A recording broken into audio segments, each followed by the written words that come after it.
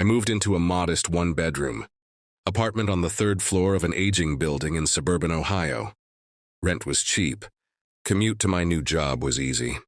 And the view from the window looked out over a dimly lit driveway and an old oak tree.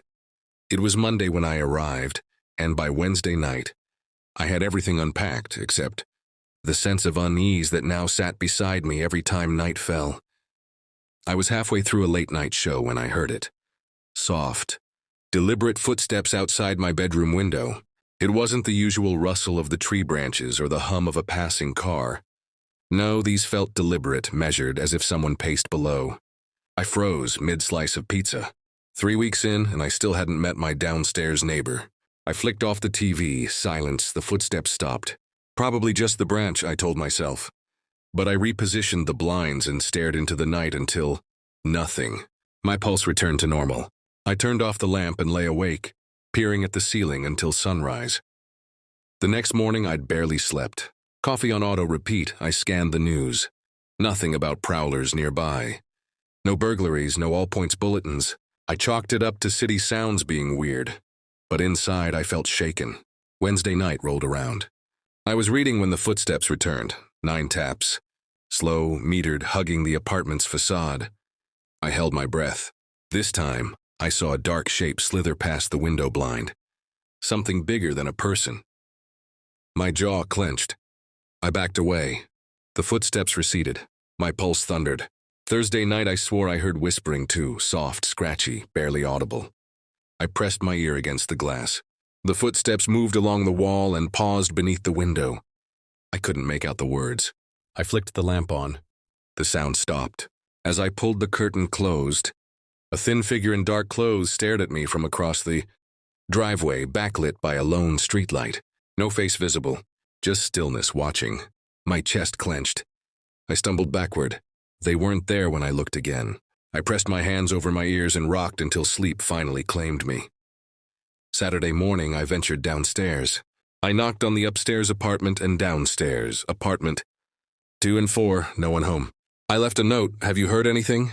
Strange footsteps at night. Please text me. Nothing back. Frustrated, I called the building manager. Anyone else mention unusual noises? He paused. We did re-inspect the foundations last month. You might hear pipes shifting. Did you let us know? I just moved in last week. We'll run the monitors again. He scheduled a company to study some structural creaking, but when they came Monday, they found nothing unusual. Monday night, the footsteps were blunt, marching relentlessly, 6 steps. On the door, on the bedroom wall, on the hallway outside. I lay in bed, phone in my hand, heart pounding. I recorded it. The sound was oddly metallic, echoing like something tapped on the surface outside. Then it halted. Silence. And I heard breathing. Deep, slow, in the hallway. I jumped out, flipped on every light, checked every corner. No one, no clues. Just a slow draft from a window left open by accident. No sign of damage. I called 911. The dispatcher said they'd send someone. The officer arrived in 5 minutes, checked the hallways, outside the building. He found nothing. Maybe it's rats, he suggested. I stared. At 2 a.m., breathing under my window? He shrugged. No arrests, no reports, but he did log it. I slept badly, door locked, lights on. The next day, I emailed coworkers, made small talk. Nobody believed me. Rats in the walls? Noises from the street? Try earplugs. I felt foolish. I avoided inviting people over. I installed a noise-activated camera facing the window and door. It was set to record motion and sound. I reminded myself, 3rd floor. Who could reach my window? The oak tree was tall, but branches didn't touch the balcony. There was no fire escape, no ladder access. Everything led to one scary conclusion. Someone was somehow in the walls. It was too improbable to believe, yet the sounds were there. Wednesday night, I planned to keep it all recorded. I set the camera, double-checked locks. Around midnight, I watched the live feed, still. I drifted off reading until footsteps again. I dropped the book and hit record. The camera captured footage. A shadow approaching the window blind, faint tapping, slow breathing.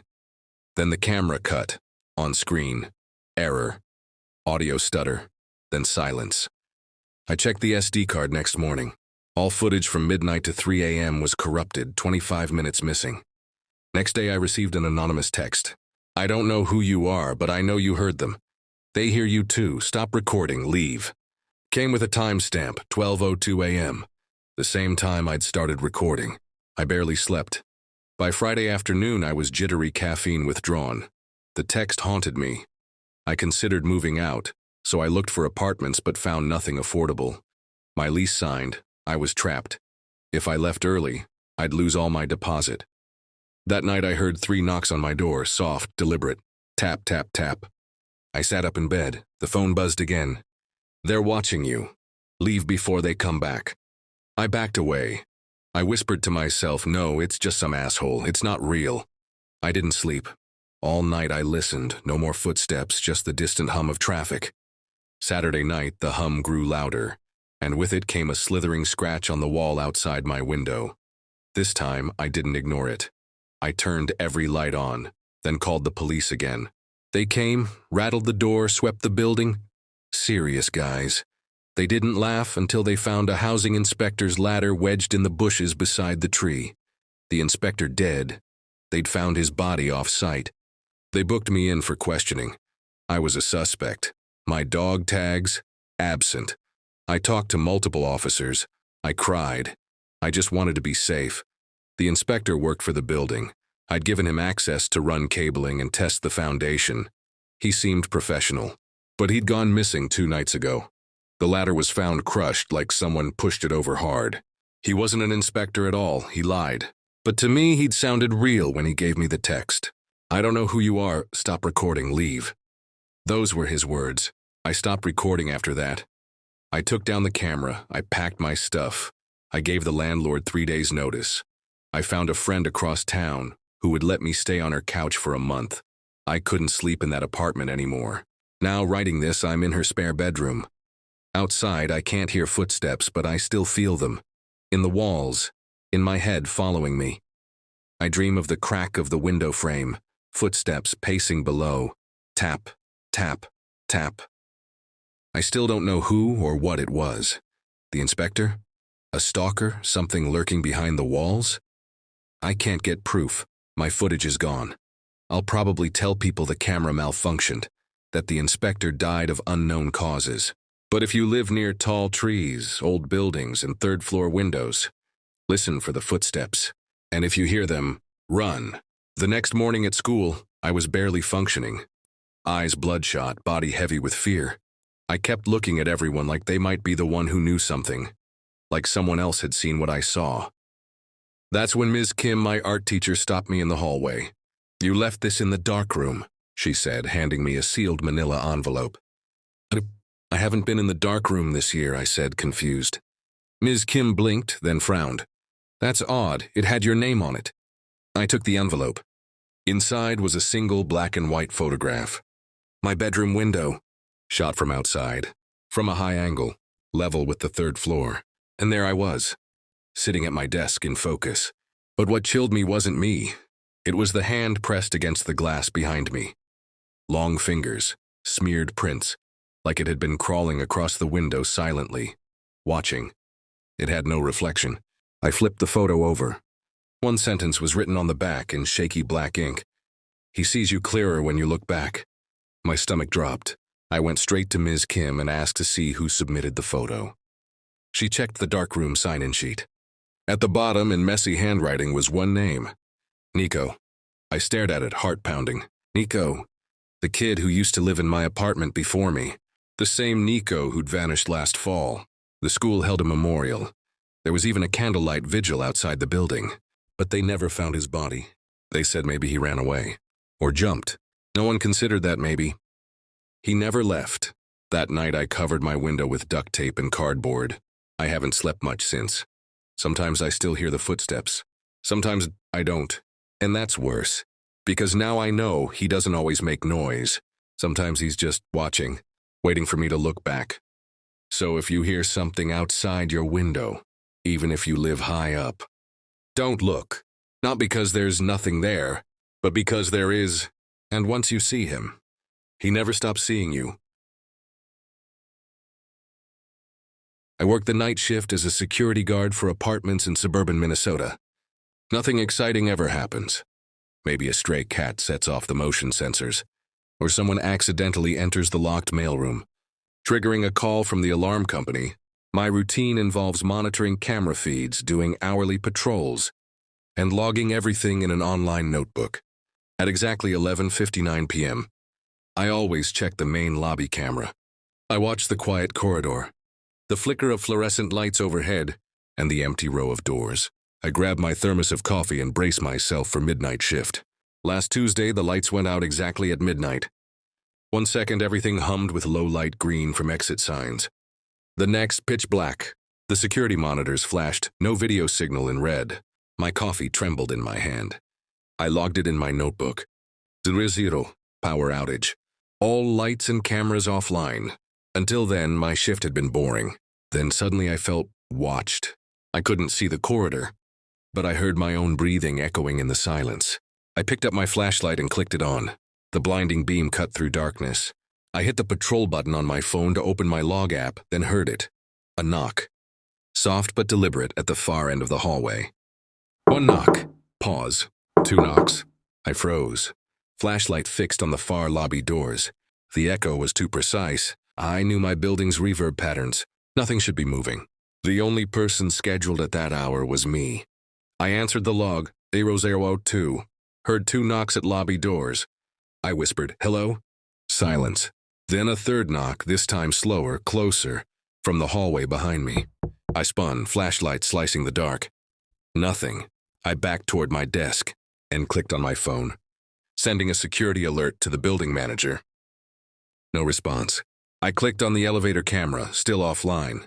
10 minutes later, overhead lights flickered back on. But before I could sigh in relief, I saw a figure in the hallway. A shape standing motionless. I exhaled, waited, the figure was gone. My heart thudded. I grabbed a spare flashlight, kept it ready, and resumed patrol, slow, tense. Every creak of the floor worse than the last. I inspected the lobby entrance. The left door had 2 dents, one at head height, one near the doorknob.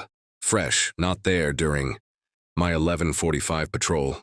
I logged it, Roy 15, dents on lobby doors. No fingerprints, no footprints. No sign anyone tried to open the locks. I called the building manager, voicemail. I called the fire alarm company, no alarm. I texted my wife, weird night, power out, knocks. She replied, be safe. Drink water. I drank the coffee I hadn't touched since midnight. At around 12:30 a.m., lights blinked again and went black, twice. I felt panic creeping in. My flashlight and phone became lifelines. I patrolled closer to the elevator, heard rustling like plastic or clothing. Nothing on camera, no logs. Just me, and the black wall where monitors once displayed feeds. Then, knock, knock. Again, 2 sharp taps just outside the elevator doors. I retrieved a small crowbar from the emergency toolkit and inched forward. I clicked on the elevator's manual call button. Lights still off, screen dark. I flung the doors open, empty. The elevator shaft stretched down, foreboding and quiet. I pounded the wall beside the elevator, then looked down. Nothing, but someone had used whiteout on the wall, spelling a short message. You were here. Dark smudges around the letters suggested someone used a finger. I snapped a photo and logged 0032. Elevator vestibule, whiteout message.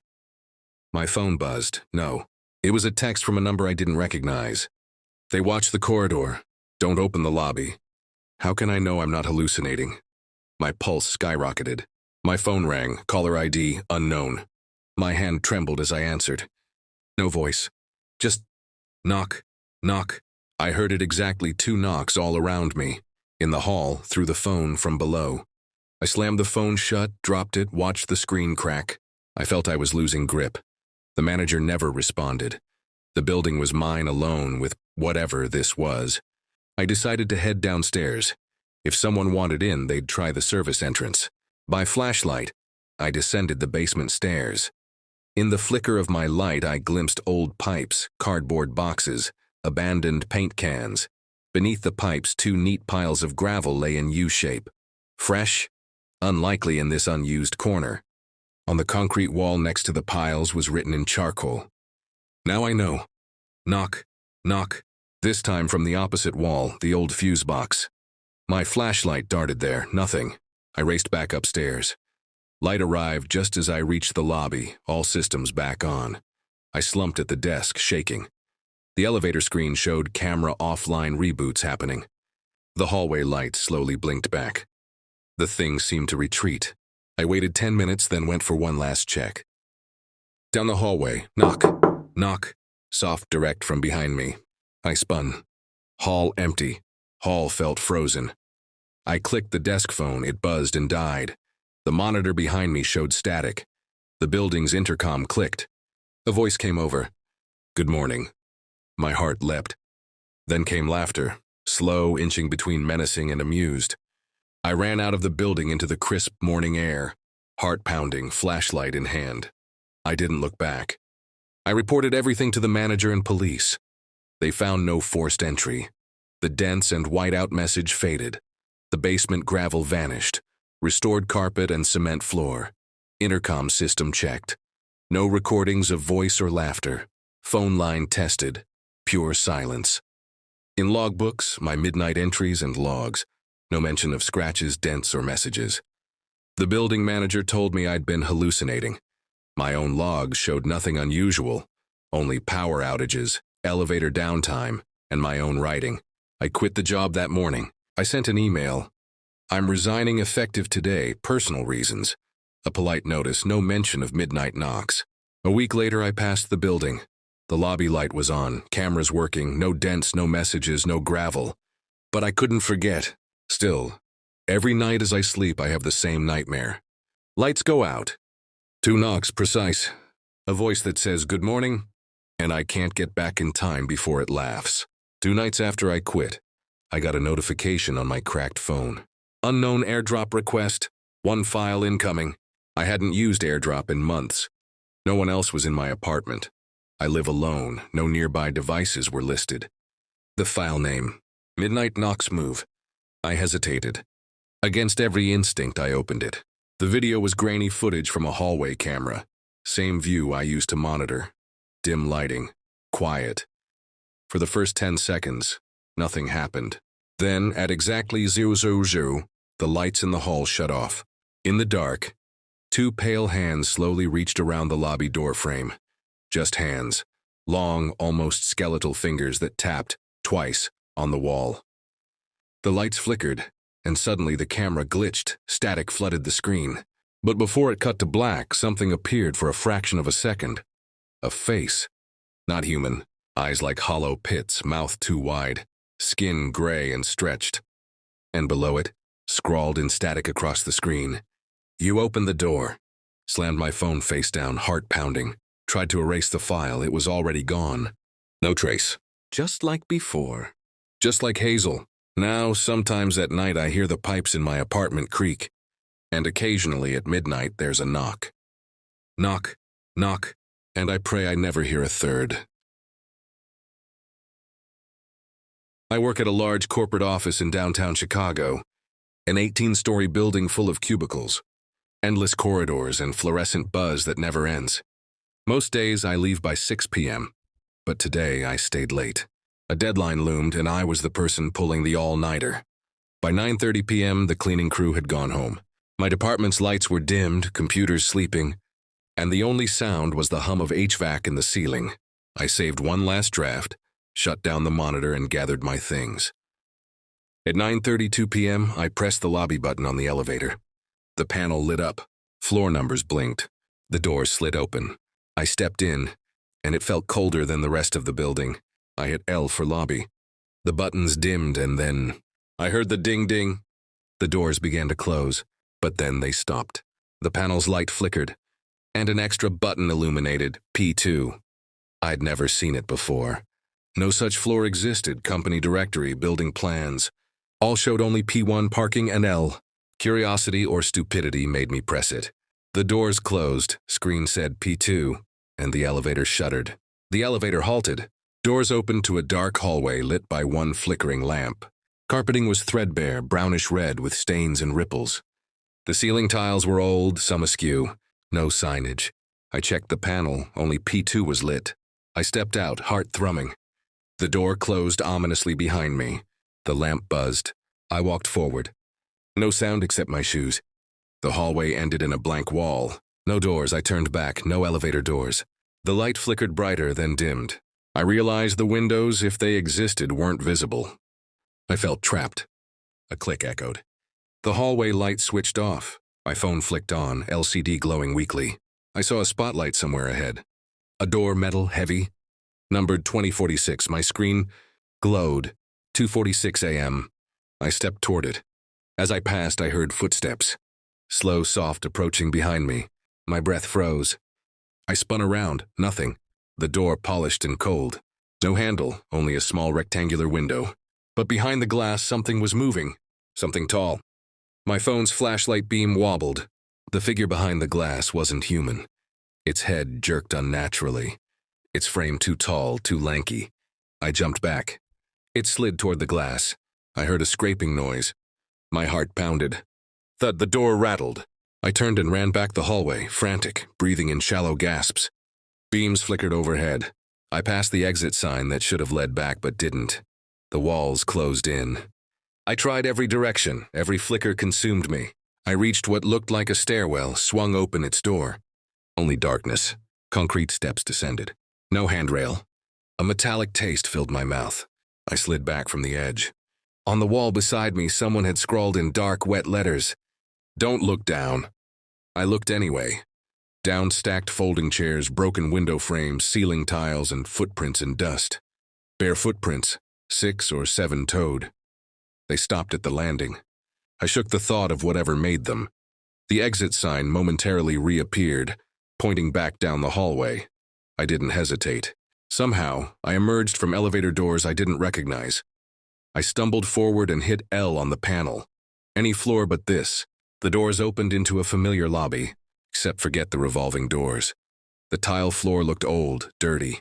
No neon sign for building security. Only hallway. I ran forward, lights humming. I reached the security desk, empty.